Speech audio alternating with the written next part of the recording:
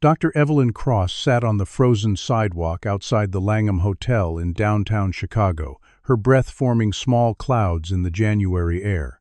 Her cardboard sign leaned against the stone wall behind her. Above her head, voices erupted in rapid Mandarin, sharp and angry.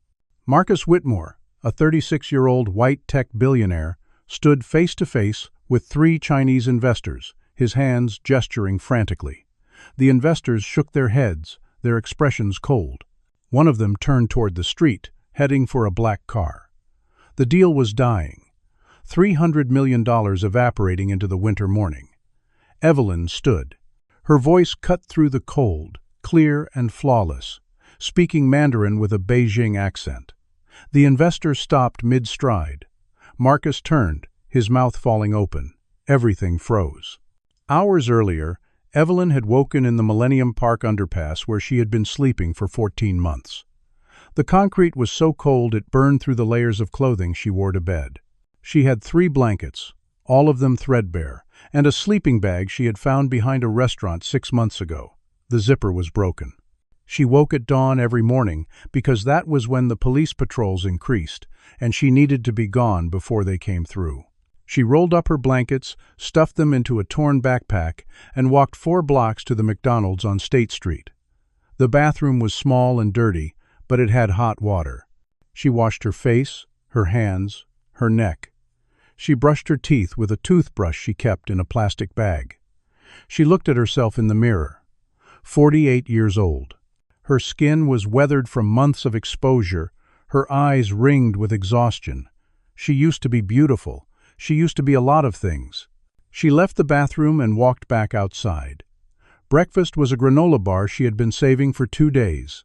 She ate it slowly, making it last. Then she walked to her spot outside the Langham Hotel. It was a good spot. High-foot traffic, wealthy guests, decent visibility. She set down her backpack, unfolded her cardboard sign, and sat against the cold stone wall. The sign read, "Homeless. Anything helps. God bless." She had written it 3 months ago. The ink was fading. She pulled her jacket tighter and waited. The morning passed slowly. A few people dropped coins into the paper cup she kept beside her. Most walked past without looking. She was used to it. Invisibility was a skill you learned on the streets. Around 9:30, the doors of the Langham opened, and a group of men in expensive suits emerged. She recognized the type immediately. Corporate, serious, the kind of people who moved through the world like they owned it. One man led the group, tall and lean with dark hair styled perfectly. Marcus Whitmore. She did not know his name yet, but she could read power in the way he carried himself. Behind him, 3 Chinese men in dark suits followed, their expressions tense. A younger white man walked beside Marcus, speaking quietly into his ear. They stopped on the sidewalk 10 feet from where Evelyn Saturday Marcus turned to face the Chinese investors. He smiled, but it was strained.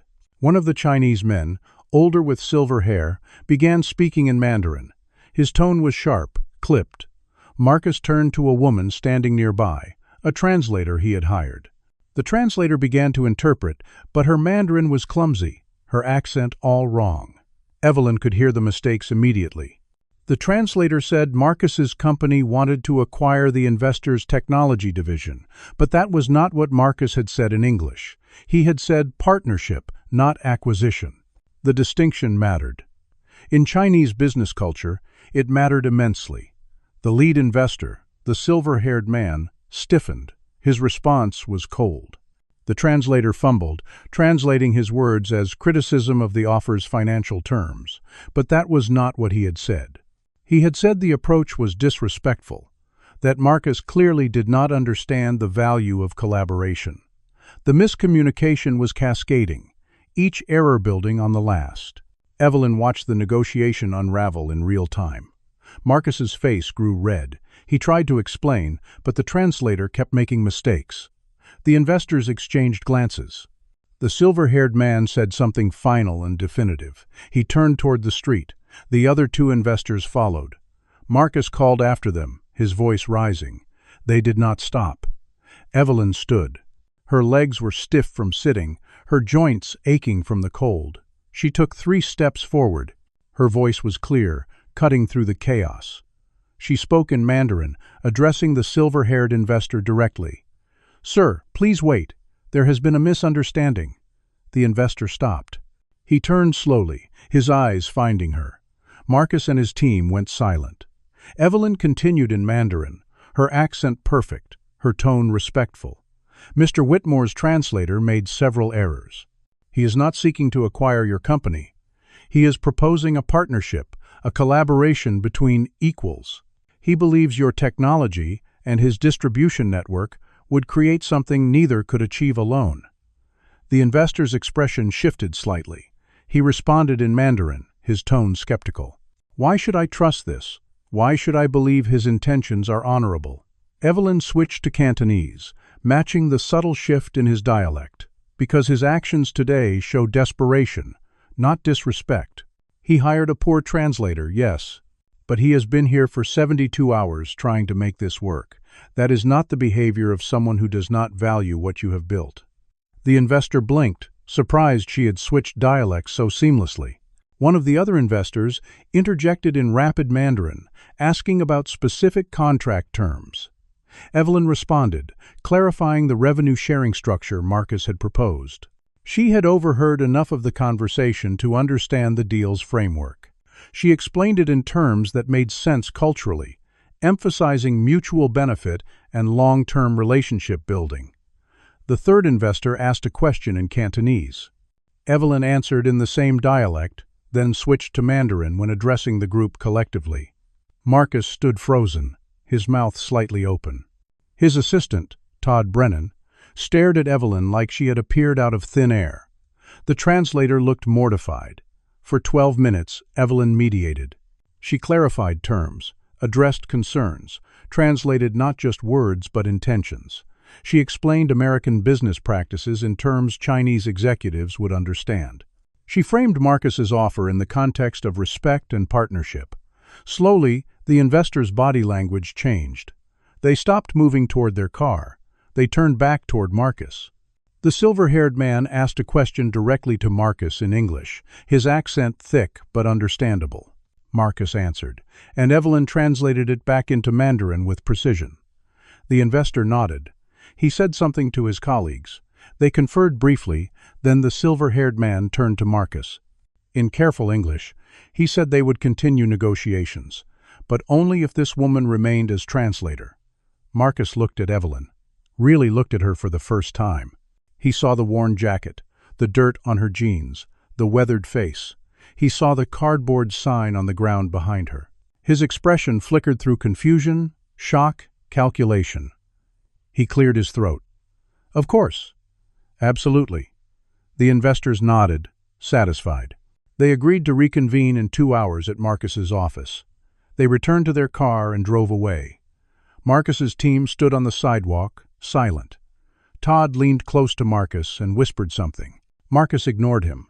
He approached Evelyn slowly, like she might disappear if he moved too quickly. He stopped 3 feet away. "Who are you?" "My name is Evelyn Cross. You speak Mandarin and Cantonese, and I assume other languages. 5, fluently. 7, conversationally." Marcus ran a hand through his hair. "Where did you learn?" "I was a professor, linguistics. I had a PhD from Northwestern University. I ran the Modern Languages department at a university here in Chicago." "Was? It is a long story." Marcus glanced back at his team, then at Evelyn. "I need you to continue translating. These negotiations are critical. We have been stuck for 3 days. You just saved a $300 million deal. I understand. I can help. What do you want?" Evelyn met his eyes. $5,000. Marcus laughed, a short, surprised sound. "That is all? For a week of work saving a deal worth hundreds of millions?" "Yes." Marcus pulled out his phone, tapped the screen a few times. "My assistant will handle the payment details. Can you be at my office in 2 hours?" She shook her head. "I need part of the payment now." Marcus stopped. "Now? Half now. Half when the negotiations conclude." He studied her face, and she knew what he was thinking. He was wondering if she would disappear with the money. He was wondering if he could trust someone sitting on a sidewalk. Finally, he pulled out his wallet. He counted out $3,100 bills. He handed them to her. $3,000 now. $2,000 when we are done, plus meals during work hours. Agreed. She took the money, folded it carefully, and put it in her jacket pocket. Marcus pulled a business card from his wallet and handed it to her. Sterling Tower, 42nd floor. 8 a.m. Tomorrow. The investors want to meet again in the morning. She looked at the card. Tomorrow? You said 2 hours. Marcus shook his head. I am pushing it back. I need time to prepare. Tomorrow morning, 8 a.m. Do not be late. She nodded. Marcus turned and walked back toward his team. Todd said something to him, his voice low and urgent. Marcus waved him off. They disappeared into the Langham. Evelyn stood on the sidewalk, holding $3,000, more money than she had seen in over a year. She looked down at the cash in her hand. For a moment, she felt something she had not felt in 14 months. Hope. That night, Evelyn stayed at a shelter on the south side. She waited in line for 2 hours to get a bed. The shelter was overcrowded and loud, but it was warm. She showered for the first time in 5 days, standing under the hot water until her skin turned pink. She washed her only clean outfit, a pair of black pants and a gray sweater, in the sink and hung them to dry overnight. She barely slept. The bed was thin, and the woman next to her snored. But Evelyn lay awake thinking about the morning. She thought about Marcus Whitmore, about the way he had looked at her, the way his eyes had lingered on her torn jacket and dirty jeans. She thought about the investors, about the way they had listened to her, respected her. She thought about $5,000 and what it could mean. A week in a motel, real food, maybe a new jacket, maybe a phone, maybe a chance. At 6 a.m., she woke and dressed carefully. Her clothes were still slightly damp, but clean.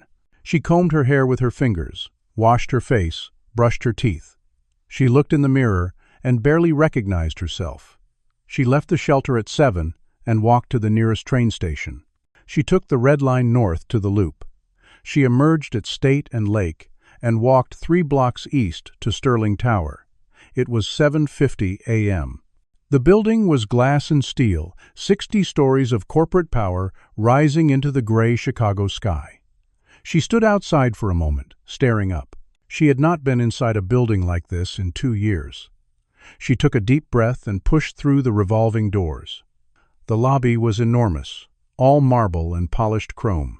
People in suits moved through the space with purpose, their shoes clicking on the floor. Evelyn walked toward the security desk. A guard stood behind the counter, a white man in his 50s with a thick neck and cold eyes. His name tag read Reynolds. She approached slowly. "Good morning. I have an appointment with Marcus Whitmore." Reynolds looked up from his computer. He looked her up and down, his gaze moving from her damp hair to her worn shoes. His expression did not change, but something shifted in his eyes. ID. She reached into her pocket and pulled out her expired driver's license. She slid it across the counter. Reynolds picked it up, examined it, then looked at her. "This is expired. I know. I have an appointment. With Marcus Whitmore." Reynolds smiled, but there was no warmth in it. "Sure you do. I do." She pulled out the business card Marcus had given her. Reynolds glanced at it, then back at her. "You probably picked that up off the street." "I did not. Mr. Whitmore asked me to be here at 8 a.m. We have a meeting."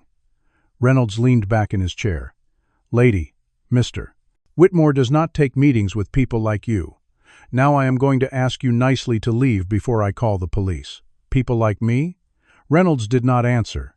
Another security guard approached, younger, also white. "What is the problem?" Reynolds jerked his chin toward Evelyn. "She is claiming she has a meeting with Whitmore." The younger guard looked at Evelyn, his expression skeptical. "You have an appointment?" "Yes. At 8 a.m. on the 42nd floor." The younger guard shook his head. "I do not think so. Please call his office. They will confirm." The guards exchanged a glance. Reynolds picked up the phone, but he did not dial. He set it back down. "I am not bothering Mr. Whitmore's office with this. You need to leave." Now. Evelyn felt her chest tighten. She forced herself to stay calm. Please, just call. I am telling you, he is expecting me. Reynolds stood. His hand moved to the radio on his belt. I am going to count to 10. If you are not walking toward that door, I am calling the police. A small crowd was forming in the lobby. People stopped to watch. Evelyn felt their eyes on her, felt the judgment, the assumptions. She saw herself through their eyes. Homeless, desperate, delusional. 1, 2, please. Just call his office. 3, 4. She looked around, searching for an ally, someone who might believe her. No one met her eyes. 5, 6. The younger guard moved closer, his hand on her arm. Ma'am, let us not make this harder than it needs to be. She pulled her arm away. Do not touch me. 7, 8. Reynolds reached for his radio. Evelyn took a step back. Her heart was pounding. She felt the walls closing in, felt the familiar sensation of being erased. Then a voice cut through the lobby. What is going on here? Everyone turned. Marcus Whitmore stood 30 feet away, near the elevator bank. He was dressed in a charcoal suit, his hair perfect, his expression unreadable. He had just arrived. Reynolds straightened. Mr. Whitmore, we have a situation. A woman claiming she has a meeting with you. Marcus walked closer. His eyes found Evelyn. For a long moment, he just looked at her. 30 seconds passed. 40. The lobby was silent. Evelyn met his gaze. She saw the calculation happening behind his eyes. She saw him weighing options, considering appearances, deciding. Reynolds shifted his weight. Sir, should I call the police?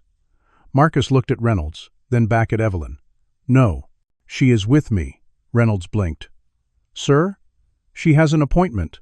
Let her through. But sir, she is with me, Reynolds. Let her through. Reynolds stepped back, his face flushing red. The younger guard released Evelyn's arm. Marcus turned without another word and walked toward the elevators. Evelyn followed, her legs shaking. She felt every eye in the lobby on her back. They stepped into the elevator together. The doors closed. Silence filled the small space. Marcus stared straight ahead.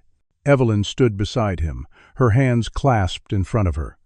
The elevator rose smoothly, the floor numbers ticking upward. Finally, Marcus spoke. You should have mentioned you were coming. Evelyn turned to look at him. I did. You gave me your card. You told me 8 a.m. Marcus did not look at her. I meant you should have called ahead. So security would know. Evelyn said nothing. The implication was clear. This was her fault. She should have known better than to show up looking like she did. She should have anticipated the problem. She should have made herself smaller, quieter, less visible. The elevator reached the 42nd floor. The doors opened. Marcus stepped out. Evelyn followed him into a sprawling office space, all glass walls and modern furniture. Assistants and executives moved through the halls. A few glanced at Evelyn, their expressions curious. Marcus led her to a conference room. The investors were already there, seated around a long table. Mr. Chen, the silver-haired investor, stood when he saw Evelyn. He smiled and gestured to an empty chair. Dr. Cross, please. Saturday, Marcus took his place at the head of the table. For the next 6 hours, they negotiated. Evelyn translated every word, every nuance, every gesture. She caught mistakes before they happened. She clarified meanings, smoothed over cultural differences, built bridges between languages and intentions. The investors trusted her completely. They asked her opinion directly. Bypassed Marcus's team to get her input. Marcus watched her work, his expression thoughtful. At 2 p.m., they took a break. Marcus's assistant, Jennifer, a young white woman with blonde hair and a bright smile, brought in trays of sandwiches and coffee. She set them on the side table. She poured coffee for Marcus, for his associates, for the investors. She did not pour any for Evelyn. Evelyn sat in the corner of the conference room, her stomach growling. No one offered her food. No one asked if she wanted coffee. She watched them eat, watched them laugh, watched them treat her like furniture. After 20 minutes, the negotiations resumed. 2 more hours passed. By 5 p.m., the framework of the deal was nearly complete. Marcus and Mr. Chen shook hands. The investors looked satisfied. Everyone stood, gathering their things. Mr. Chen approached Evelyn. "Dr. Cross, you have been invaluable." "Thank you." She smiled.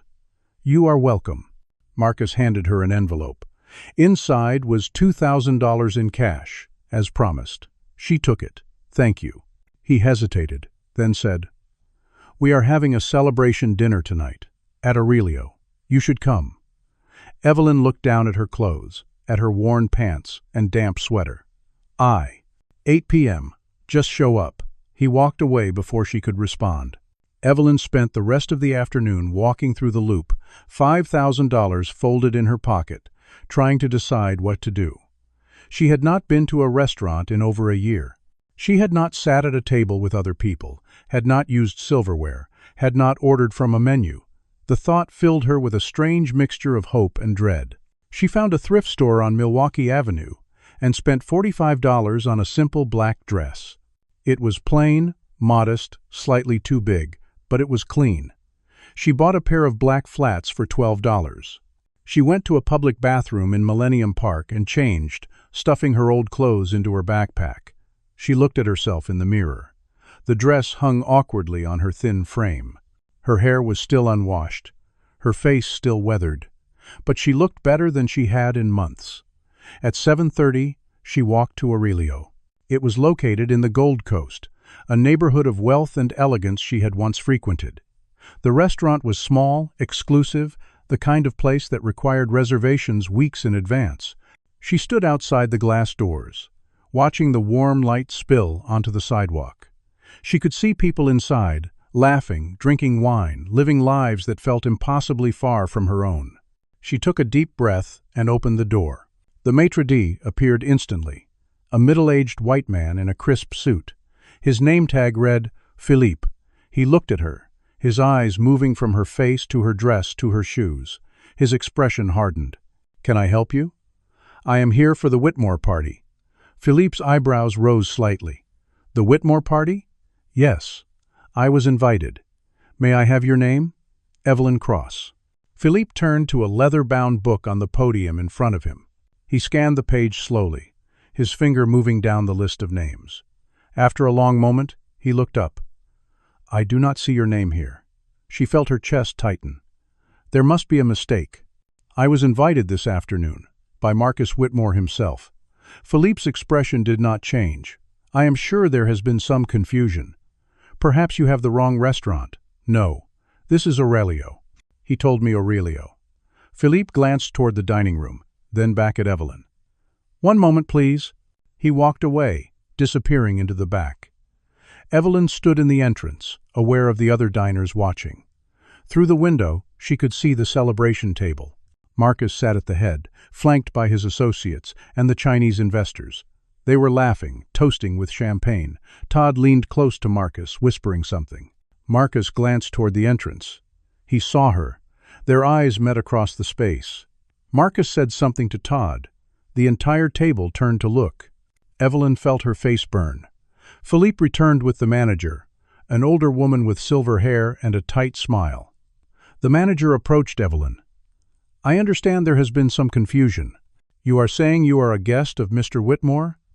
"Yes, he invited me this afternoon." The manager's smile did not waver. "I see. Unfortunately, we do not have your name on the reservation, and we are fully booked this evening. I can see there is space at the table. I can see Mr. Whitmore. He is right there." The manager's voice dropped lower. "Ma'am, I think it would be best if you—" Evelyn walked past her. She moved through the dining room, ignoring the stares, the whispers. She reached the table. Mr. Chen stood immediately, a genuine smile on his face. "Dr. Cross, please, sit." He gestured to an empty chair beside him. Evelyn moved toward it. Marcus looked up, his face flushing. "Oh, Evelyn, there must have been a mix-up with the reservation." Todd leaned back in his chair, his eyes moving over Evelyn's dress. Jennifer, Marcus's assistant, giggled quietly behind her hand. One of the business partners, Richard Caldwell, a man in his 60s with silver hair and a red face, leaned forward. Maybe she would be more comfortable eating in the kitchen? No judgment, just might be easier. The table went silent. Every person at the table was looking at Evelyn. Mr. Chen's face darkened. He started to speak, but Evelyn held up a hand. She looked at Marcus. He was staring at his plate, his jaw tight. She waited for him to say something, to defend her, to correct Richard, to acknowledge that she had just spent 3 days saving his deal. He said nothing. 10 seconds passed. 15. Finally, Marcus cleared his throat. Let us order. His voice was weak, uncertain. Evelyn felt something inside her break. Not loudly, not dramatically, just a quiet crack, like ice giving way under too much weight. She smiled, a small, tight smile. I need to use the restroom. She turned and walked toward the back of the restaurant. She passed the restrooms, pushed through the rear exit, and stepped into the alley behind Aurelio. The cold air hit her like a fist. She leaned against the brick wall, her hands shaking. She could hear the muffled sounds of the restaurant through the wall. Laughter, the clink of glasses, the hum of conversation. She stood in the alley for a long time. Then she started walking. She walked south through the Gold Coast, past the glowing windows and expensive cars. She walked until she reached the river, then followed it west. She did not stop until she reached the underpass in Millennium Park. She sat down on the cold concrete. She was wearing a $45 dress and $12 shoes, and she had $5,000 in her backpack, and she was right back where she had started. For 2 days, Evelyn did not move from the motel room. She had used some of the money to rent a room at a weekly motel in Pilsen, a neighborhood on the Lower West Side. It was small and dirty, but it had a bed and a door that locked. She lay on the bed and stared at the ceiling. She replayed the restaurant in her mind, over and over. The way Richard had suggested she eat in the kitchen. The way Marcus had said nothing. The way the entire table had looked at her like she was something they had stepped in on the sidewalk. On the 3rd day, she forced herself to get up. She showered, put on clean clothes, and walked to a diner 2 blocks away. She sat at the counter and ordered coffee and eggs. The waitress, an older Latina woman with kind eyes, smiled at her. The small gesture almost made Evelyn cry. She ate slowly, trying to remember what normal felt like. Meanwhile, across the city, Keisha Armstrong was having dinner at Aurelio with her editor. Keisha was an investigative journalist for the Chicago Tribune, 39 years old, sharp and relentless. She specialized in stories about inequality, corruption, institutional failures. She had won 2 regional awards for her work on housing discrimination. She and her editor were celebrating the approval of her next feature when she noticed a commotion near the entrance. She saw a black woman in a simple black dress standing awkwardly by the host stand. She saw the maitre d's expression, the manager's tight smile. She watched the woman walk through the dining room toward a table of wealthy white men and Chinese investors. She watched one of the men say something that made the woman's face change. She watched the woman leave. Keisha did not think much of it at the time, but the woman's face stayed with her. A week later, she was going through old files in her office when she found a photo from a university event she had covered 4 years ago. The photo showed a panel of professors discussing linguistic diversity in higher education. One of the panelists was a black woman in her 40s, elegant and confident, speaking into a microphone. The caption read, Dr. Evelyn Cross, Head of Modern Languages, Winthrop University. Keisha stared at the photo. That was the woman from Aurelio. She was certain, but Dr. Evelyn Cross had vanished from public life 2 years ago. Keisha started digging. She called contacts at Winthrop University. She requested records from the administration. She found court documents, settlement agreements, emails. The story that emerged was devastating. 2 years earlier, Evelyn had been a tenured professor at Winthrop University, one of the most respected linguists in the Midwest. She had published extensively, mentored dozens of graduate students, and was working on a groundbreaking manuscript about cross-cultural linguistic patterns in global business. In the spring of that year, she discovered that Dr. Grant Ashford, the department chair and a senior professor with 40 years at Winthrop, had stolen her unpublished research. He had taken her manuscript, made minor changes, and submitted it to the Journal of Applied Linguistics under his name. The paper was accepted and published. Evelyn confronted him privately. She showed him her drafts, her notes, her timestamps. Ashford dismissed her. He said ideas were common, that any similarities were coincidental. He told her to be careful about making accusations. She went to the university administration. She filed a formal complaint. She provided evidence. Her manuscript drafts, emails where she had discussed the research with colleagues, her own unpublished versions with timestamps predating Ashford's submission. The university launched an investigation. But Ashford was powerful. He had been at Winthrop for 4 decades. He had connections with the board of trustees, with donors, with influential alumni. He launched a counter-campaign. He claimed Evelyn was unstable, that she had fabricated the accusations because she was angry about a negative performance review he had given her. He suggested she had invented the timestamps, that she was desperate for attention. He questioned her research methods, her teaching evaluations, her relationships with students. The university investigation dragged on for 6 months. During that time, Evelyn's colleagues distanced themselves. Some believed Ashford. Others believed Evelyn but were too afraid to speak up. Tenure did not protect you from a powerful man with connections. The investigation concluded that, while Ashford's actions were concerning, there was insufficient evidence to prove deliberate plagiarism. The similarities could be explained by shared access to common research sources. The committee recommended mediation. Evelyn was placed on administrative leave for creating a hostile work environment. She was told to take time to reflect on her professional conduct. She hired a lawyer. She filed a lawsuit against the university and Ashford. The legal battle consumed her savings, her energy, her health. After 8 months, the university offered a settlement. They would give her 6 months' salary and a neutral reference letter.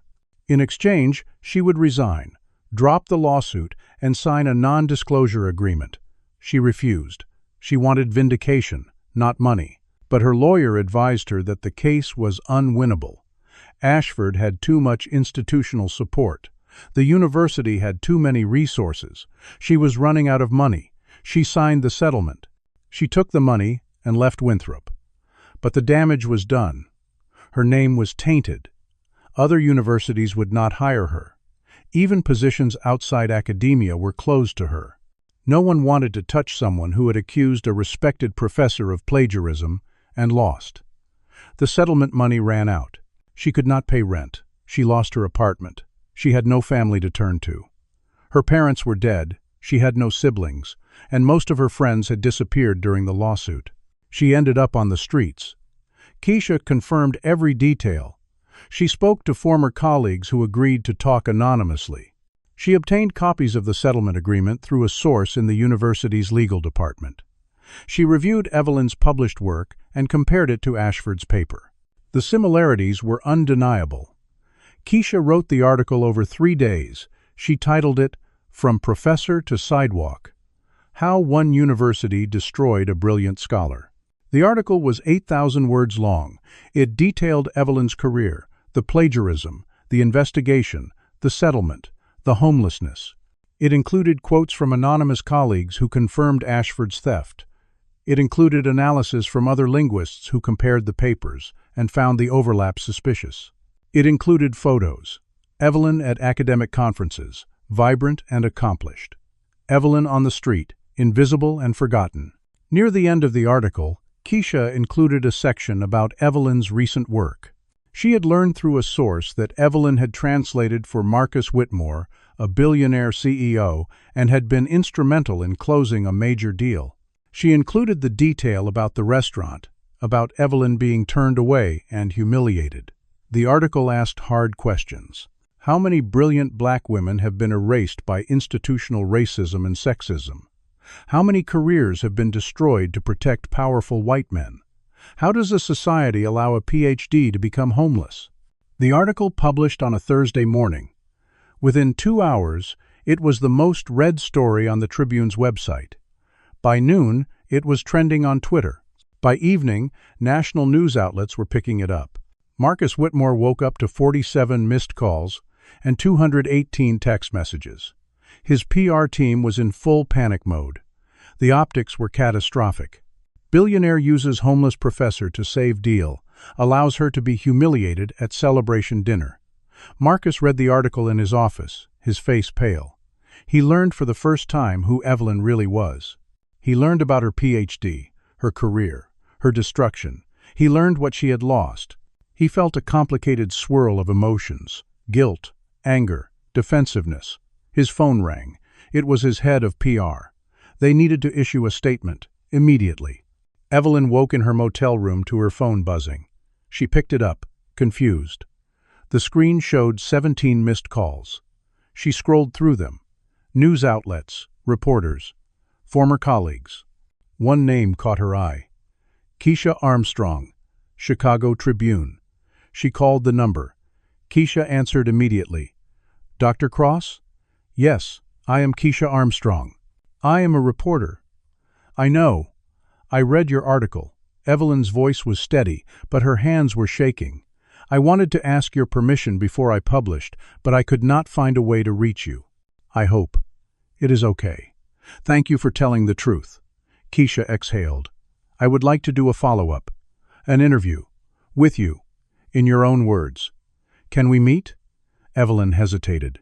She had spent 2 years trying to be invisible. The idea of stepping into the light again terrified her. But something in her had changed. Sitting in that alley behind Aurelio, she had made a decision. She would not be erased anymore. "Yes, let us meet." The article's impact was immediate and overwhelming. By Friday morning, less than 24 hours after publication, the story had been shared over 300,000 times on social media. Hashtags exploded across Twitter. Justice for Evelyn, Black Women in Academia, Academic Corruption. Winthrop University issued a statement late Friday afternoon. It was carefully worded, defensive, and entirely predictable. The statement expressed respect for Dr. Cross's contributions during her tenure and reiterated that the investigation 2 years prior had been conducted thoroughly and fairly. The university stood by its findings. Any suggestion of institutional wrongdoing was categorically denied. Dr. Grant Ashford issued his own statement through his lawyer. He denied all allegations of plagiarism. He claimed the similarities between his work and Dr. Cross's unpublished manuscript were purely coincidental and based on shared access to common academic sources. He expressed sadness that Dr. Cross was experiencing hardship, but maintained that he had acted with integrity. The statements only made things worse. Social media erupted in fury.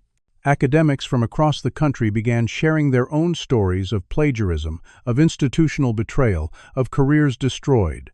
Former students of Evelyn's came forward with testimonials. They described her as brilliant, passionate, rigorous. They shared memories of her teaching, her mentorship, her impact. One former student, now a professor herself, wrote a Twitter thread that went viral. She described how Dr. Cross had encouraged her to pursue linguistics when everyone else had told her it was not practical. She described how Dr. Cross had written recommendation letters, helped her apply for grants, supported her through graduate school. She ended the thread with, "Dr. Cross changed my life. The system that destroyed her destroys all of us." Meanwhile, Marcus Whitmore's company was in crisis. Whitmore Tech Solutions faced immediate backlash. Clients began asking questions about the company's ethics. Business partners expressed concern. The stock price dropped 4% in a single day. Marcus's PR team scheduled an emergency meeting Friday evening.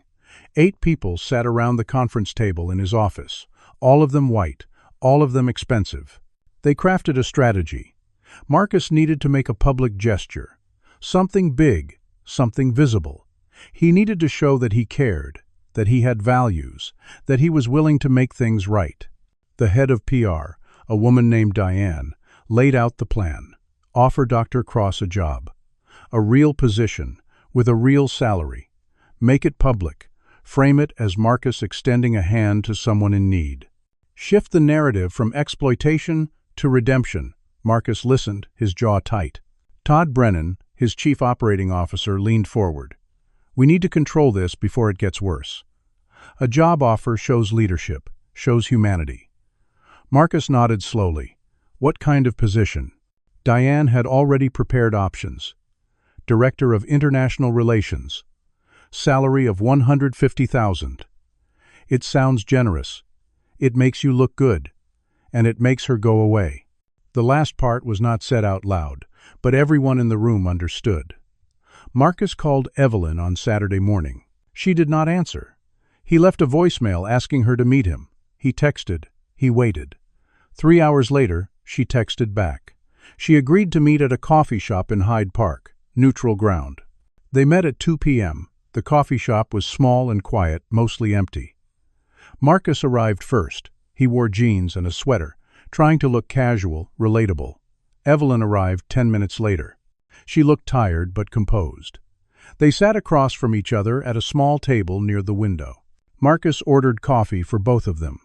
She did not touch hers. He started with an apology. The restaurant was unfortunate. I should have handled it differently. I am sorry. Evelyn said nothing. Marcus continued. I read the article. I had no idea what you had been through. What happened to you at Winthrop was wrong. She nodded slowly. It was. I want to help. I want to make things right. How? He slid a folder across the table. I am offering you a position at my company, Director of International Relations. You would oversee translation services, cultural consulting, global partnerships. The salary is $150,000 a year, full benefits. Evelyn opened the folder. She read slowly, carefully. The offer letter looked professional, generous. But she kept reading. Buried on page 3 was a non-disclosure agreement. She would not be permitted to discuss her experiences with Marcus or his company publicly. She would be required to sign a statement affirming that she had been treated professionally and with respect. On page 4, a non-compete clause.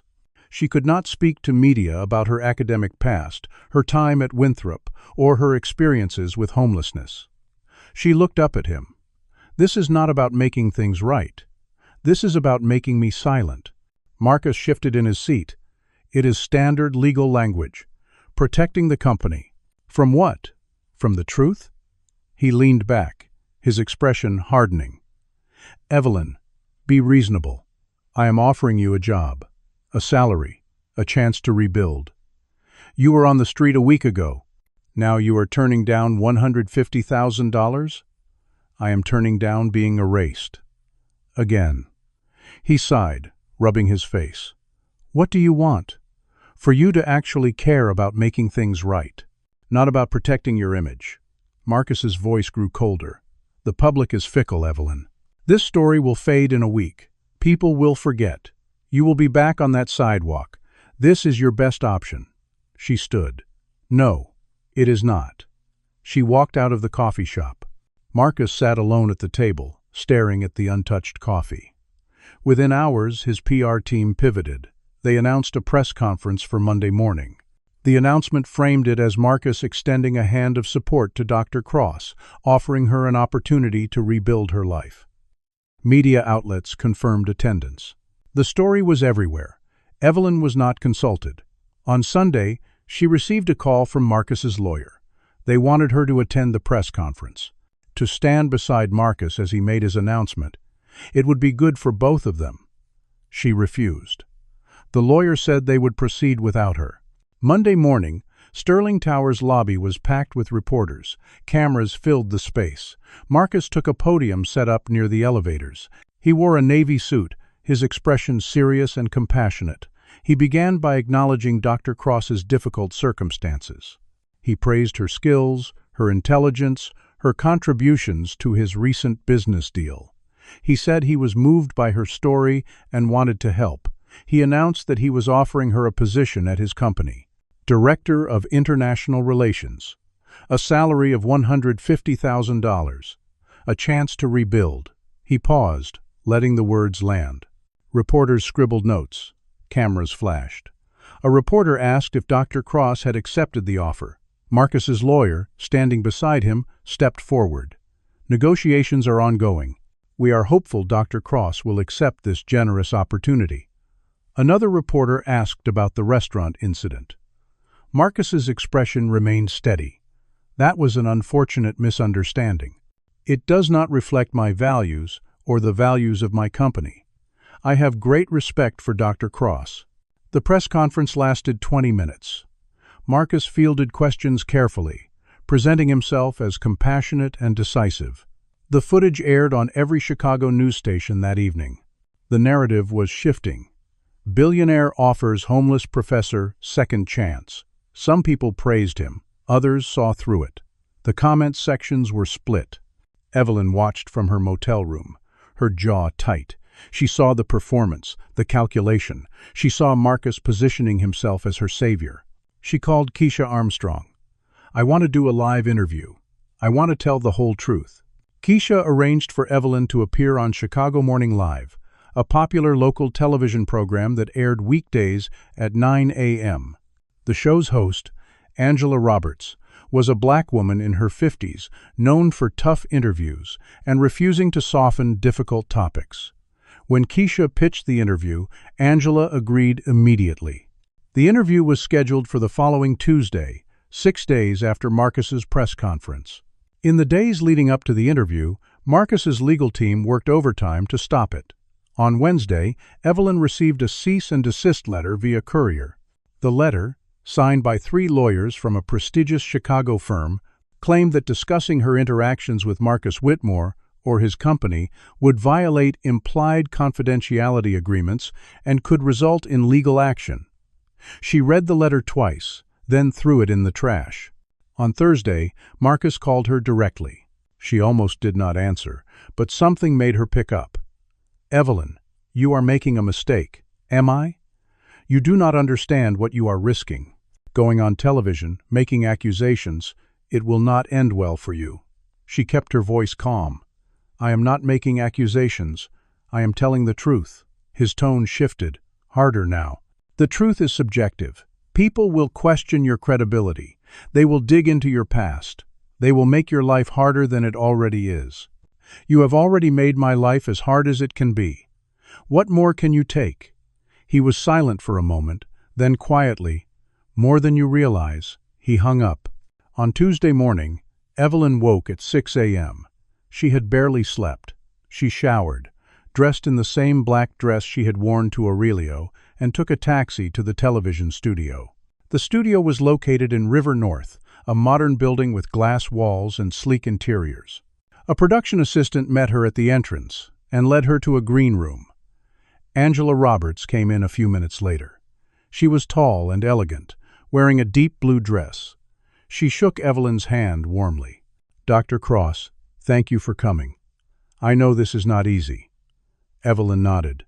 "I appreciate the opportunity." Angela sat down across from her. "I want you to know that I will ask hard questions, but I will also give you space to tell your story in your own words. Is there anything you do not want to discuss?" Evelyn thought for a moment. "No. Ask me anything."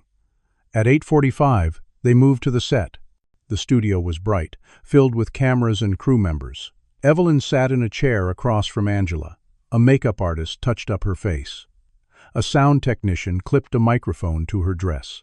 At 9 a.m., they went live.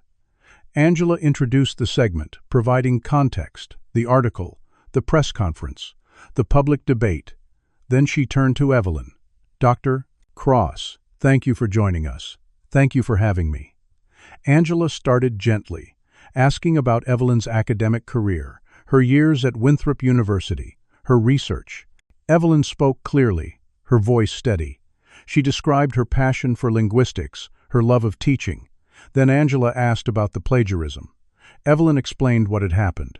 She described discovering Ashford's theft, confronting him, reporting him. She described the investigation, the counter-campaign, the settlement. She described how the institution chose to protect a powerful man instead of pursuing the truth. Angela asked about the homelessness. Evelyn's voice remained calm, but her eyes were wet. "I lost everything. My career, my savings, my home. I ended up on the street because the system is designed to erase people like me." Angela nodded. "And then you met Marcus Whitmore." "Yes." Evelyn described the encounter outside the Langham, the negotiation, the contract. She described being stopped by security, the way Marcus had hesitated before intervening. She described the 3 days of work, the deal closing, the restaurant. She described Richard Caldwell's comment about eating in the kitchen. She described Marcus's silence. Angela leaned forward. And after all of that, he offered you a job. He offered me a contract with a non-disclosure agreement that would have erased my story. Evelyn reached into her bag and pulled out the folder Marcus had given her. She held it up to the camera. This is not generosity. This is control. Angela asked if there was more to the story. Evelyn nodded. She pulled out additional documents from her bag. Emails, pay stubs, testimonials. She explained that she had been contacted by multiple former employees of Whitmore Tech Solutions. They had shared their experiences. She laid it out methodically. Minority consultants paid significantly less than their white counterparts. Some never paid at all. Non-disclosure agreements used to silence complaints. Retaliation against anyone who spoke up. She named names. She showed receipts. She provided documentation. Angela's expression was serious, engaged. The interview had been scheduled for 15 minutes but stretched to 25. At the end, Angela asked one final question. What do you want people to understand? Evelyn looked directly into the camera. I want people to understand that this is not about me. This is about a system that allows brilliant people to be destroyed when they threaten power. This is about institutions that prioritize reputation over justice. This is about how easy it is to erase someone and how hard it is to come back. The interview ended. The studio went silent for a moment. Then the crew began clapping. Evelyn sat in the chair, exhausted. Angela reached over and squeezed her hand. That was powerful. Thank you. Within an hour, the interview was trending on every social media platform. Clips circulated on Twitter, TikTok, Instagram. News outlets picked it up. By noon, 3 former employees of Whitmore Tech Solutions had filed formal complaints with the Illinois Department of Labor. By 2 p.m., a federal investigation was announced. The Department of Justice would review Whitmore Tech Solutions for potential labor violations and discrimination. By 4 p.m., 2 separate class action lawsuits were filed. One focused on wage theft and discrimination, the other on retaliation and wrongful termination. Marcus's company was collapsing. His stock price dropped 12%. Major clients suspended contracts pending the investigation. His board of directors called an emergency meeting, but Marcus did not go down quietly. That evening, 2 men in dark suits arrived at Evelyn's motel. They identified themselves as building inspectors from the city. They claimed there had been complaints about safety violations. They walked through the building, taking notes. 30 minutes later, they posted a notice on the front door. The motel was condemned. All residents had 2 hours to evacuate. Evelyn packed her belongings into her backpack. She knew this was not a coincidence. She knew Marcus was behind it, though she could not prove it. She walked to a nearby homeless shelter. There were no beds available. She tried another shelter, also full. She tried a third. The intake worker looked at her strangely, checked a list on a clipboard, and said there was no space. Evelyn looked past her and saw empty beds. Over the next 3 days, she tried 7 different shelters. Every single one turned her away. She realized she had been blacklisted. Marcus was using his connections, his money, his influence to close every door. She tried to stay with former colleagues. She called people she had worked with at Winthrop, people she had considered friends. They made excuses. They were traveling. They were renovating. They had family visiting. One person was honest. I cannot get involved. I am sorry. Evelyn returned to the streets. It was late January now, brutally cold. She slept in the Millennium Park underpass again, the same spot she had used before meeting Marcus. The cold was worse than she remembered, or maybe she was just weaker. She developed a cough. It started as a tickle, then became persistent, painful. She could not stop shivering. Meanwhile, Marcus's team launched a counter-campaign. Anonymous sources leaked information to sympathetic media outlets. The stories suggested that Dr. Cross was mentally unstable, that her claims were exaggerated. that she had a history of making unfounded accusations. A psychiatrist who had never met Evelyn appeared on a cable news program. He speculated, carefully, that her experiences might have caused trauma that affected her perception of events. He used words like delusional, unreliable, troubled. The narrative became muddy. Some outlets began questioning Evelyn's credibility. Headlines shifted. Is Dr. Cross telling the whole truth? Friends or foes? The complex case of Marcus Whitmore and Evelyn Cross. Marcus appeared on a local news program looking somber and concerned. The interviewer asked about the allegations. Marcus shook his head sadly. I tried to help Dr. Cross. I offered her a job, a salary, support, but she is unwell. She needs professional help, not a platform. I hope she gets the care she needs. The interviewer nodded sympathetically. Evelyn watched the clip on a computer at a public library. She was shaking, feverish. The cough had gotten worse. That night, she collapsed on the sidewalk outside a closed grocery store. A passerby called 911. An ambulance arrived. Paramedics loaded her onto a stretcher. She tried to tell them she could not afford the hospital. They told her not to worry about that now. She was taken to Cook County Hospital. The emergency room doctor diagnosed her with pneumonia. They admitted her. She spent the night in a shared room, an IV in her arm, antibiotics dripping into her bloodstream. She lay in the hospital bed, staring at the ceiling, wondering if fighting back had been a mistake. Evelyn spent 5 days in Cook County Hospital. The pneumonia was severe, her body weakened from months of malnutrition and exposure. The doctors kept her on intravenous antibiotics and monitored her closely. She drifted in and out of fever dreams, her mind cycling through memories, her classroom at Winthrop, the faces of students, the cold sidewalk, Marcus's silence at the restaurant. On the 3rd day, she woke to find a visitor sitting in the chair beside her bed, Mr. Chen, the silver-haired investor from Beijing. He stood when he saw her eyes open. Dr. Cross. I hope I am not intruding. She tried to sit up. He gestured for her to stay still. How did you find me? I have been following the news. When I learned you were hospitalized, I asked some contacts to locate you. I hope that is acceptable. She nodded weakly. Why are you here? He sat back down, his expression serious. In my culture, the way Mr. Whitmore treated you is deeply shameful. You saved his business deal. You showed him respect and excellence. He repaid you with humiliation. This is unforgivable. She said nothing. He continued, I have terminated our partnership with Whitmore Tech Solutions. The contract is void. $300 million, gone. He deserves to lose more. She blinked, surprised. You did not have to do that. Yes, I did. He leaned forward. Dr. Cross, what can I do to help you? She felt tears prick her eyes. I do not know. He reached into his jacket and pulled out a business card. This is my personal number. When you are well, call me. I am not without resources. She took the card, her hand shaking. Thank you. He stood, bowed slightly, and left. The next day, she had another visitor. A woman in her 40s with dark hair and sharp eyes. She introduced herself as Denise Patterson, a civil rights attorney from Boston. Denise pulled a chair close to the bed.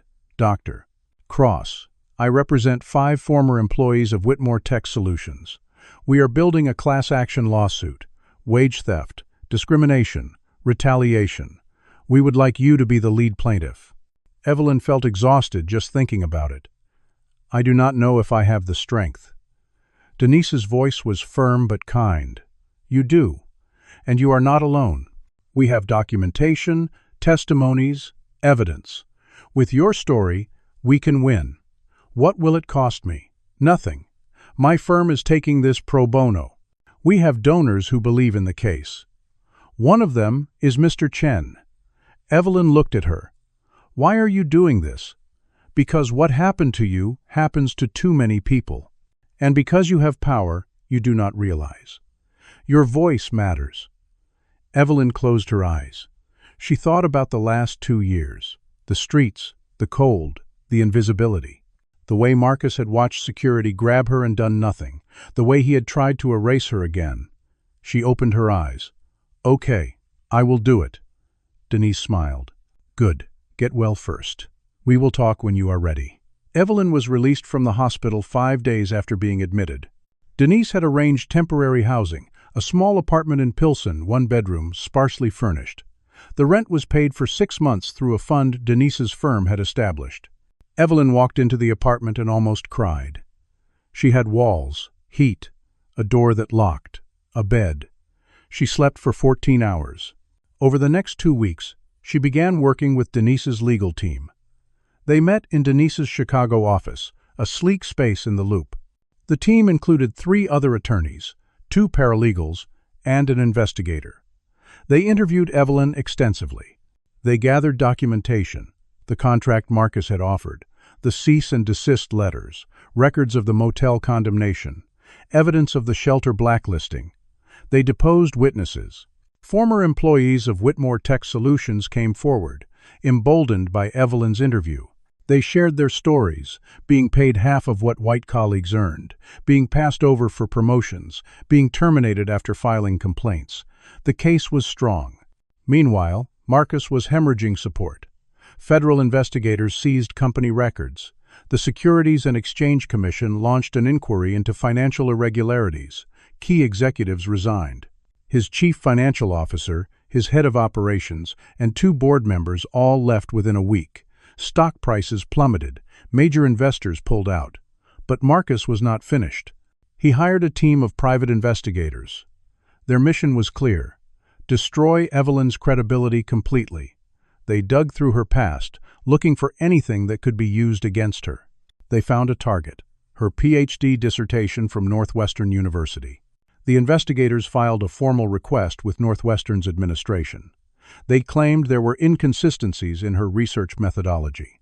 They suggested possible academic fraud. They provided no evidence, just accusations. But the accusation alone was enough. Northwestern was forced to respond. The university appointed a review committee to examine Evelyn's dissertation. The process would take 6 to 8 weeks. The news broke on a Thursday afternoon. Homeless professor's credentials under investigation. The headline was devastating. If her PhD was questioned, everything else became suspect. Her credibility, her expertise, her entire identity. Evelyn sat in her apartment, staring at her phone as the notifications poured in. She felt the ground disappearing beneath her again. Denise called immediately. "This is a desperate move. They have nothing else. We will fight it." "But what if they? They will not find anything. Your dissertation was legitimate. We will prove it." But the damage was already done. Public opinion shifted again. Comment sections filled with doubt. Maybe she did fabricate her credentials. Maybe she is not who she says she is. Maybe Marcus is right to be cautious. Evelyn barely left her apartment for days. She felt the old, familiar weight of invisibility, of erasure. Then, on a Tuesday afternoon, she received a phone call from an unfamiliar number. She almost did not answer. "Hello? Dr. Cross, this is Dr. Helena Vasquez. Do you remember me?" Evelyn sat up straight. Of course. Dr. Vasquez had been her mentor in graduate school, a linguistics professor at Northwestern, now retired. "I heard about the review committee. I wanted you to know that I remember your dissertation defense. I was on your committee. Yes, I remember. I still have my notes from that day. Your work was exemplary, brilliant even. The committee was unanimous in passing you with distinction." Evelyn felt tears well up. "I do not know what to say. Say you will let me testify. I am 81 years old. I have nothing to lose, and no patience for cowards who attack brilliant women. They cannot erase you. We will not let them." Evelyn broke down, sobbing into the phone. For so long she had been alone. Dr. Vasquez continued, her voice gentle but firm. "You are not alone, mija. You never were." Over the following weeks, other allies emerged. Former students created an online petition supporting Evelyn. Within 3 days, it had 12,000 signatures. Colleagues who had stayed silent during the Winthrop investigation now spoke up publicly. Some wrote op-eds. Some appeared on podcasts. Some reached out directly to Northwestern's president. The dissertation review became a referendum on institutional responsibility. Northwestern's president, Dr. Richard Morehouse, faced intense pressure from alumni, faculty, and donors. The review committee worked diligently. 3 professors spent 6 weeks examining every page of Evelyn's dissertation, every citation, every methodology note. They interviewed Dr. Vasquez and 2 other members of the original dissertation committee. They reviewed Evelyn's research notes, her drafts, her correspondence. They found nothing wrong. On a cold Tuesday morning in early March, Evelyn received a call from Northwestern's administration, Dr. Cross. "This is President Morehouse. I wanted to inform you personally that the review committee has completed its work, and your dissertation has been cleared completely. The committee found your work to be exemplary. In fact, they noted that it represents some of the finest linguistic scholarship Northwestern has ever produced." Evelyn could not speak. Dr. Morehouse continued. "We will be making a public announcement this afternoon. I also want to apologize on behalf of the university for subjecting you to this review. The complaint was baseless and malicious." "Thank you. There is more." During the review process, the committee discovered that the complaint originated from a shell company. "We traced it back to Whitmore Tech Solutions. Mr. Whitmore personally funded the attack on your credentials." Evelyn's hands tightened on the phone. "We will be including this information in our public statement." What he did was unconscionable. That afternoon, Northwestern held a press conference. Dr. 2T. Morehouse stood at a podium, flanked by members of the review committee. He announced the findings. Dr. Cross's dissertation was legitimate, exemplary, and groundbreaking. The challenge against her credentials was baseless and malicious. Then he dropped the bombshell. The complaint had been orchestrated and funded by Marcus Whitmore. The room erupted. Journalists shouted questions. Cameras flashed. Evelyn watched from her apartment, her heart pounding. This was not just vindication. This was evidence of retaliation. Denise called immediately. "This changes everything. We have proof of witness tampering, obstruction, systematic harassment. The FBI will expand their investigation." And they did. 2 days later, federal agents interviewed Evelyn, Northwestern officials, and multiple employees of Whitmore Tech Solutions. A whistleblower emerged. Jennifer, Marcus's former assistant. She provided internal emails, recordings, documents. She had been disgusted by Marcus's actions and had kept meticulous records. The evidence was damning. Emails showed Marcus discussing plans to destroy Evelyn. Wire transfers showed payments to investigators, lawyers, and individuals who had blacklisted her from shelters. Recordings captured Marcus ordering his team to make Evelyn's life impossible. Denise filed additional charges: witness tampering, obstruction of justice, intentional infliction of emotional distress. The FBI issued an arrest warrant. On a Thursday morning, federal agents arrived at Sterling Tower. Marcus Whitmore was arrested in his office. The footage aired on every news channel, Marcus in handcuffs, being led from his own building. The reversal was complete. But that evening, Evelyn received an email that stunned her. The sender was Dr. Grant Ashford. She stared at the name for a long time before opening it. The email was short. "Dr. Cross, I have been following your story. I am dying. Stage 4, pancreatic cancer. The doctors give me 3 weeks, maybe 4. I can no longer carry this weight. I plagiarized your work. I destroyed your career to protect myself. I coordinated with university officials to bury the investigation. I am attaching a full confession, notarized, with evidence. Copies of your original manuscript with timestamps, emails showing my actions. Everything. I do not ask for forgiveness. I do not deserve it. You deserved better. You always did. Grant Ashford." Evelyn read the email 3 times. She opened the attachments. Everything was there. Proof, documentation, confession. She forwarded it to Denise. Denise called within minutes, her voice breathless. "Evelyn, this is everything. With this, we can go after Winthrop University. We can demand accountability from the institution that started this. "What do you want to do?" Evelyn's voice was steady. "I want them all to answer." Dr. Grant Ashford's confession was filed as evidence in federal court the following morning. The document was 37 pages long, meticulously detailed, legally notarized. It included copies of Evelyn's original manuscript with timestamps predating his publication. It included emails between Ashford and university administrators discussing how to manage Evelyn's complaint. It included notes from meetings where strategies were discussed to discredit her. It included financial records showing payments Ashford had made to colleagues in exchange for their silence. The confession was irrefutable. Winthrop University received notice of a lawsuit that same afternoon. The complaint alleged institutional negligence, discrimination, retaliation, and conspiracy to deprive Dr. Cross of her civil rights. The university's legal team scrambled. Ashford died 4 days after sending the email. He passed away in his home, surrounded by family who knew nothing of his final act. His obituary appeared in the Chicago Tribune. Dr. Grant Ashford, linguistics professor, dies at 72. Keisha Armstrong wrote a follow-up article.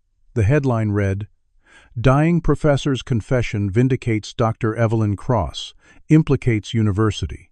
The article detailed the confession, the evidence, the lawsuit.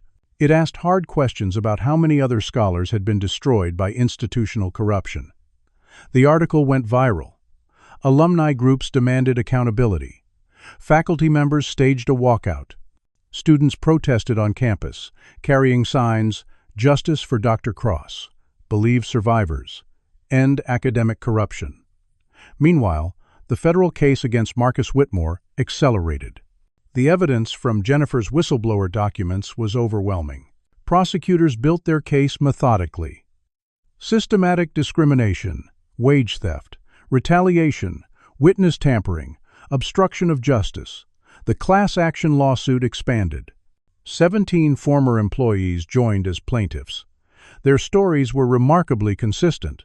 Minority consultants paid far less than white colleagues, complaints ignored, careers destroyed for speaking up. Marcus's lawyers reached out to Denise. They wanted to settle. Marcus was willing to pay significant damages to make the case go away. Denise called Evelyn. "They are offering $20 million. Split among the plaintiffs, you would receive approximately $8 million. Evelyn was silent for a long moment. "What is the condition?" "You drop the case. No trial. No public record of wrongdoing. Just money and silence." Evelyn's answer was immediate. "No." Denise expected this. "You want a trial?" "Yes. I want the truth in public record. I will file the response today." Over the next week, Marcus's legal team made 3 more attempts. They raised the settlement offer to $30 million, then $40 million, then $50 million. Each time, Evelyn declined. Marcus could not understand it. His lawyer called Denise directly, frustrated. "What does she want? She has nothing. $50 million would change her life. Why is she refusing?" Denise's response was simple, "Because some things matter more than money.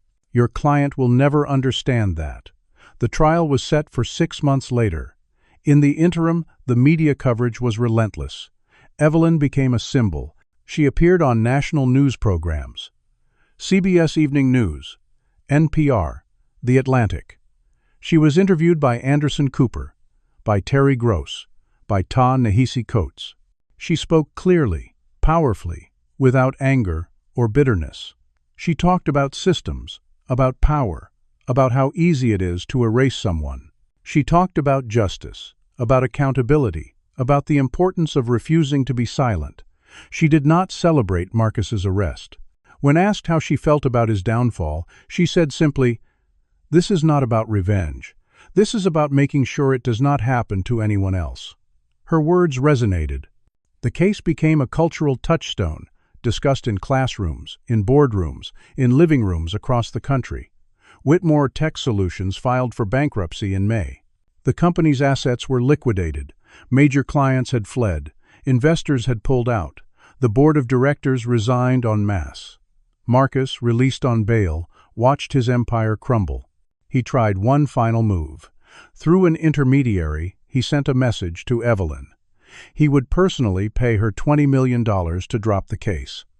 Not through the company, his own money. Evelyn sent back a single sentence. "No amount of money will make me disappear." The trial began on a Monday morning in September at the Everett McKinley Dirksen United States Courthouse in downtown Chicago. The courtroom was packed. Journalists filled the gallery. Supporters held signs outside. Evelyn sat at the plaintiff's table with Denise and the legal team. Across the aisle, Marcus sat with 6 lawyers in expensive suits. The trial lasted 3 weeks. Evelyn testified for 2 full days. She described everything: meeting Marcus, saving the deal, being stopped by security, the restaurant, the contract with the NDA, the retaliation. She spoke calmly, clearly, without exaggeration. The defense tried to paint Marcus as a businessman making difficult decisions in a complex situation. They suggested Evelyn was exaggerating, that her mental health had been compromised by homelessness. Denise systematically destroyed their arguments. She played Jennifer's recordings. She showed the emails discussing how to destroy Evelyn. She presented Ashford's confession. She called witness after witness, former employees describing discrimination, Northwestern officials admitting the credential challenge had been fraudulent, Mr. Employation to the rightum, Chen testifying about Marcus's shameful behavior. The jury was diverse: 4 black jurors, 3 Latino, 2 white, 3 Asian American. They listened intently. They took notes. They watched Marcus carefully. On the final day of testimony, Denise asked Evelyn one last question. "Dr. Cross, what do you want people to understand about what happened to you?" Evelyn looked at the jury. "I want people to understand that I am not special. What happened to me happens every day to people who do not have a platform, who do not have journalists writing about them, who do not have lawyers fighting for them. I want people to understand that systems of power protect themselves. They erase anyone who threatens them. And I want people to understand that we do not have to accept it." The jury deliberated for 3 days. On a Thursday afternoon they returned. The foreperson, a middle-aged black woman, stood. "On the charge of discrimination, we find the defendant guilty. On the charge of wage theft, we find the defendant guilty. On the charge of retaliation, we find the defendant guilty. On the charge of witness tampering, we find the defendant guilty. On the charge of obstruction of justice, we find the defendant guilty." 17 counts. Guilty on every single one. The courtroom erupted. Marcus sat motionless, his face pale. The judge banged his gavel, calling for order. The settlement was announced: $45 million, to be split among the 18 plaintiffs. Evelyn's share, $12 million. Marcus was also sentenced to 4 years in federal prison. The judge's remarks were scathing. "Mr. Whitmore, you used your wealth and power to systematically harm vulnerable people.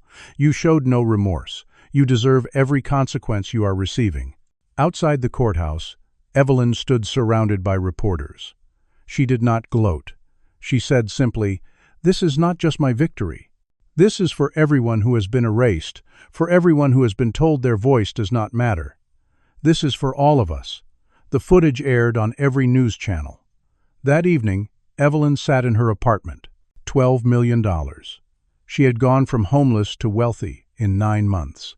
But the money did not feel real yet.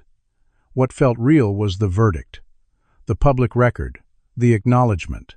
Over the following weeks, she began planning. Northwestern University had reached out again. They wanted to make amends. They offered her a full professorship with tenure, an endowed chair, the Dr. Evelyn Cross Chair in Linguistic Justice, a formal apology from the Board of Trustees. It was everything she had lost and more. She considered it carefully. For 2 weeks, she let herself imagine returning to academia, to the world she had loved. Then she declined. The university president called personally, confused. "Dr. Cross, this is an extraordinary offer. Why would you refuse? Because I do not need you to validate me anymore. I know who I am. But what will you do? Something better." She already had a vision. She used her settlement money to purchase a 3-story building in Pilsen. She hired contractors to renovate it. She designed classrooms, a library, offices. She created a school. the Cross Language Academy. It would be a tuition-free multilingual school for underprivileged students, homeless youth, immigrant children, refugees, foster kids. Anyone the system had failed. She hired teachers who had faced similar injustices. She recruited staff who understood what it meant to be erased. She built something new. The Cross Language Academy opened its doors on a Monday morning in January, exactly 1 year after Evelyn had saved Marcus Whitmore's business deal on the sidewalk outside the Langham Hotel. 30 students enrolled in the first semester. They ranged in age from 12 to 17. Some were homeless, some lived in shelters, some were recent immigrants struggling to navigate a new country. Some were in foster care. All of them had been told, in one way or another, that they did not matter. Evelyn stood in the front hall on opening day, watching them arrive. She saw herself in every face. She saw resilience, brilliance, hope. The school offered classes in 6 languages: English, Spanish, Mandarin, French, Arabic, and German. Students could study literature, culture, history, translation. They received meals, supplies, tutoring, counseling. They received something more valuable: dignity. Evelyn taught every day. She offered an advanced linguistics course for older students and introductory language classes for younger ones. She moved between languages effortlessly, switching from Mandarin to Spanish to French in the same conversation. She did not hide her past. She shared it as a lesson. On the first day, she stood before her students and told them her story. She told them about Northwestern, about Winthrop, about Ashford's plagiarism. She told them about the streets, the cold, the invisibility. She told them about fighting back. She said, "You are not defined by your circumstances. You are defined by your resilience, your courage, your refusal to be erased." The students listened, some of them crying. Over the months, the school became more than a building. It became a community. Students formed study groups, celebrated each other's progress, supported one another through difficulties. Teachers stayed late to help struggling students. The library became a haven where kids could escape, learn, grow. 1 year after the school opened, Keisha Armstrong returned to write a follow-up article. She visited on a Tuesday afternoon, observing classes. In one room, Evelyn was teaching 15 students, ages 14 to 16. She was explaining the concept of linguistic relativity, how language shapes thought. She used examples from 5 different languages, switching seamlessly. A Chinese immigrant student raised her hand and asked a question in Mandarin. Evelyn answered, then turned to the rest of the class and translated the exchange into English. A Guatemalan girl responded in Spanish. Evelyn translated again, building a conversation that crossed languages, cultures, experiences. The students were engaged, excited, asking questions, making connections. After class, Keisha interviewed Evelyn in her office. The space was small but warm, filled with books in dozens of languages. "Do you ever regret turning down Northwestern's offer?" Evelyn smiled. "Not for a second. That was about them validating me. This is about me validating these kids." Keisha looked around the office. "What do you want your legacy to be?" Evelyn thought for a moment. "I want these students to know that even when the world tries to erase you, you can rewrite your own story. I want them to know that their voices matter, that their languages matter, that they matter." Keisha's article published the following week. The headline read, "From the Streets to the Classroom. Dr. Evelyn Cross's Radical Act of Restoration." The article described the school, the students, the impact. It included testimonials from parents whose children had transformed. It included quotes from students who said Evelyn had changed their lives. It included a photo of Evelyn standing in front of her classroom, surrounded by students, all of them smiling. The article was shared widely. Donations poured in. Other educators reached out, asking how to replicate the model.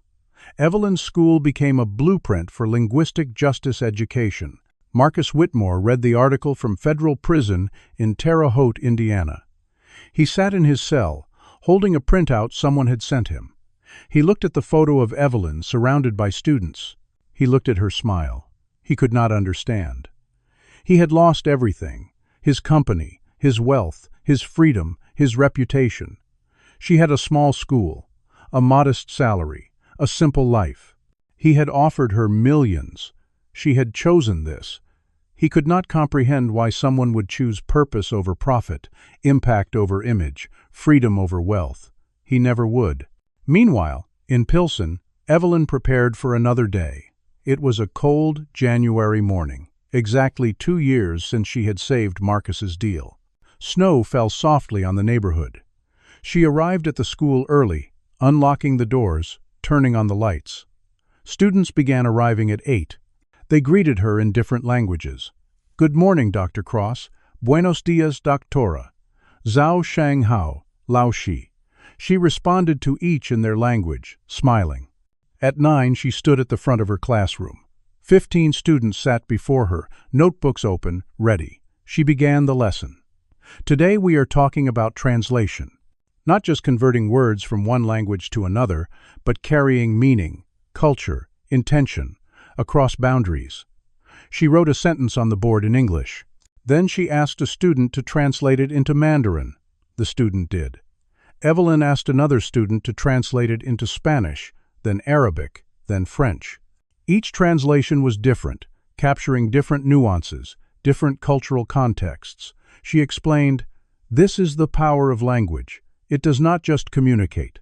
It shapes how we see the world, how we understand each other, how we build bridges."